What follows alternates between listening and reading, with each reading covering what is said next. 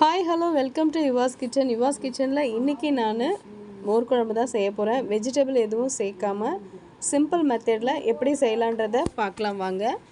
3/4 cup புளிப்பில்லாத தயிர் எடுத்திருக்கேன். 1/2 கப்பு தேங்காய் எடுத்திருக்கேன்.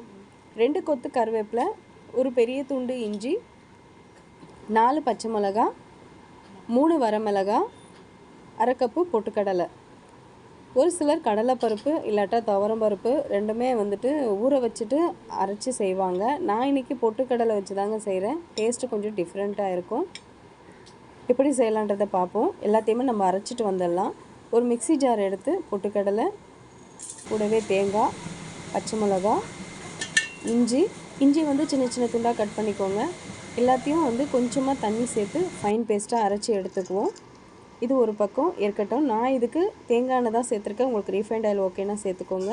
ஸ்டவ் பற்ற வச்சுட்டு ஒரு பேன் வச்சுக்கலாம். குழிக்கரண்டி அளவுக்கு தேங்காய் எண்ணெய் சேர்த்துக்கேன். 1 டீஸ்பூன் கடுகு உளுந்து சேர்த்து 1 டீஸ்பூன் சீரகமும் சேர்த்து பொரிஞ்சதுக்கப்புறமா கொஞ்சமாக கருவேப்பிலை, வரமிளகாய் இதையும் சேர்த்துட்டு அரைச்சி வச்சுருக்க பேஸ்ட்டையும் இது கூட சேர்த்து நல்லா மிக்ஸ் பண்ணிக்கோங்க. ஸ்டவ்வு ஃபுல்லாக சிம்மில் இருக்கணும். ஹை ஃப்ளேமில் வச்சு செய்ய வேண்டாம். இதுக்குள்ளே தயிரை நம்ம மிக்ஸி ஜாரில் போட்டு ஒரு பல்ஸ் விட்டு எடுத்துகிட்டு வந்துடுவோம். இப்போ தாளித்ததுக்கப்புறமா அந்த பொட்டுக்கடலை மிக்ஸிங்கை நல்லா கலக்கி விட்டுக்கிட்டே இருங்க. அடிப்பிடிச்சிடும், இல்லாட்டா கட்டி கட்டியாக அங்கங்கே நின்றுடும். அது மாதிரி எதுவும் இல்லாத அளவுக்கு நல்லா கிளறி விட்டுக்கிட்டே இருங்க. இப்போ இந்த ஸ்டேஜில் நம்ம அடித்து வச்சுருக்கோம் இல்லையா தயிர், அதை இது கூட சேர்த்துக்கலாம். இது கூடவே நம்ம 1 டீஸ்பூன் அளவுக்கு மஞ்சத்தூள் சேர்த்துக்குவோம். அதையும் சேர்த்து நல்லா கலக்கி விடுங்க. இது ஒன்றோட ஒன்று நல்லா கலக்கணும்.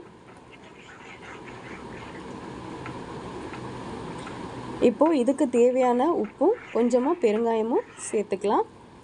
நான் ரெண்டையும் ஒன்றா போட்டாச்சு. அவ்வளவுதான். ஸ்டவ் ஆஃப் பண்ணிவிடுங்க. இதை கொதிக்க விடக்கூடாது. இது ரெடி ஆகிடுச்சு. இப்போ பாருங்கள், சூப்பராக இருக்குல்ல மோர் குழம்பு. நல்லா கலர்ஃபுல்லாக. வெஜிடபிள் எதுவும் சேர்க்காமல், காய்கறி இல்லை வீட்டில் அப்படின்ற டைமில் எதுவும் யோசிக்க வேண்டாம். தயிர் இருந்துச்சுன்னா இந்த மாதிரி சிம்பிள் மெத்தடில் ஒரு மோர் குழம்பு செஞ்சு எடுத்துக்கலாங்க. சுட சுட சாதத்தில் உருளைக்கிழங்கு வச்சு சாப்பிட சூப்பராக இருக்கும். தேங்க்யூ ஃபார் வாட்சிங். Keep smiling.